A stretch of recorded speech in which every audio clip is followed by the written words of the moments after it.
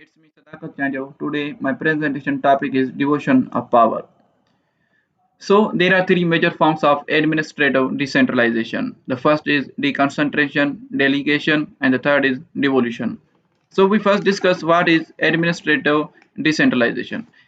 The decentralization means the distribution of power, authority, function, or responsibility from center to subordinate unit.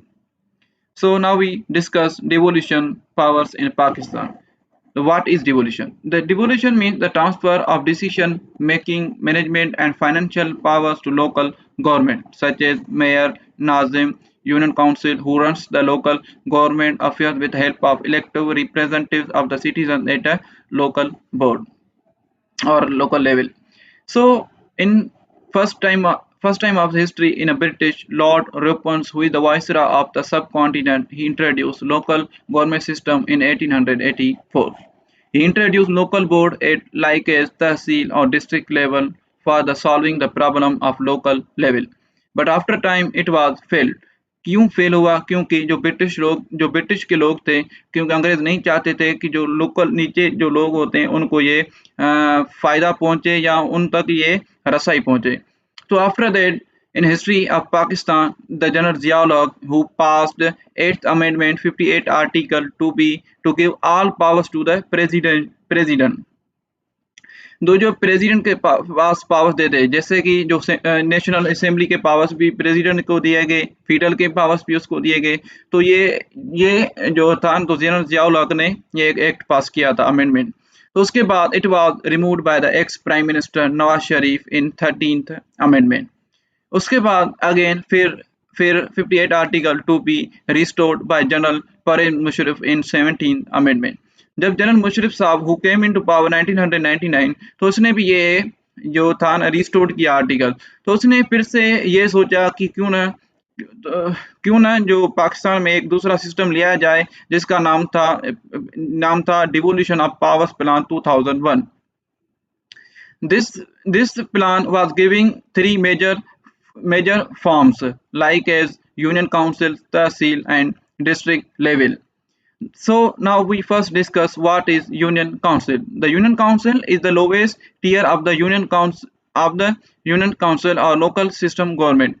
तो इसमें क्या होता है, जो यूनियन काउंसिल होती है उसके सबके निचले का निचला जो तबका होता है वो यूनियन काउंसिल होती है. जो उसका हेड होता है वो यूनियन काउंसिलर होता है, जो लोगों का रिप्रेजेंटेटिव ऑफ द पीपल्स होता है. उसके बाद दूसरा आता है तहसील काउंसिलर. तहसील काउंसिल में क्या होता है, ये एक जो है ना सेकंड जो होता है वो तबका होता है जिसका हेड तहसील नाजिम एंड तहसील नायब नाजिम होता है. जिसको इलेक्ट करता है वो होता है यूनियन काउंसिलर होता है, जो इसको जो इलेक्ट करता है तहसील नाजिम एंड तहसील नायब नाजिम को. उसके बाद थर्ड आता है डिस्ट्रिक्ट काउंसिल. डिस्ट्रिक्ट काउंसिल होता है ये third and last tier of the local government होता है, जिसका हेड डिस्ट्रिक्ट नाजिम एंड डिस्ट्रिक्ट नायब नाजिम होता है, जो head of the district government होते हैं. तो ये रहे परवेज मुशर्रफ साहब के प्लान जो 2001 में दिए गए.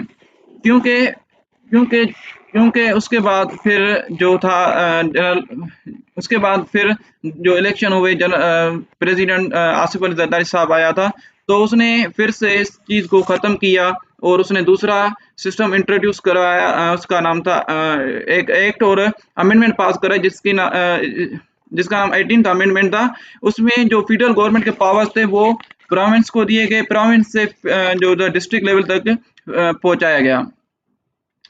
तो इससे क्या हुआ, काफ़ी हद तक लोगों को मतलब फ़ायदा हुआ का फ़ायदा हुआ. जैसे कि जो निचले तबके के लोग होते हैं, उन निचले लोग जो तबके होते हैं उनको वो भी एक पावर्स को यूज़ करते हैं.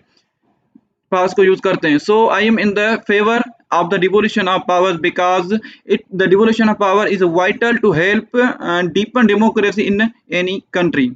Devolution is primarily aims to delegate powers from the central government to local tiers of government, and it can help make governance structure more efficient and responsive to local needs. इससे क्या होता है, जो एक system जो बनाया गया है, इसमें क्या होता है, जो निचले लोग जो तबके में रहते हैं वो भी जो है अपने पावर्स को यूज कर सकते हैं.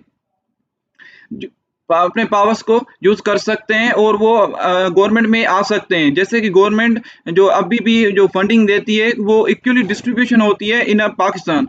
ये सिस्टम एक बहुत ज्यादा जो था जो 18 अमेंडमेंट थी वो काफी हद तक जो था ना सिस्टम, मतलब ऐसे हम बोल सकते हैं कि वो काफी टाइम के बाद मतलब जो अप्लाई हो रहा था। लेकिन इसके बाद ये क्या हुआ कि 2-3 इलेक्शंस हो गए, तो मतलब अभी जो सिस्टम है ये काफ़ी रन स्मूथली हो रहा है।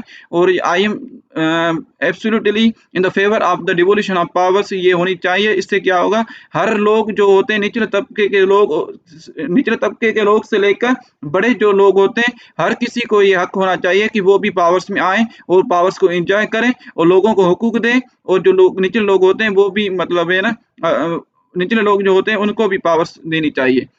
Thank you.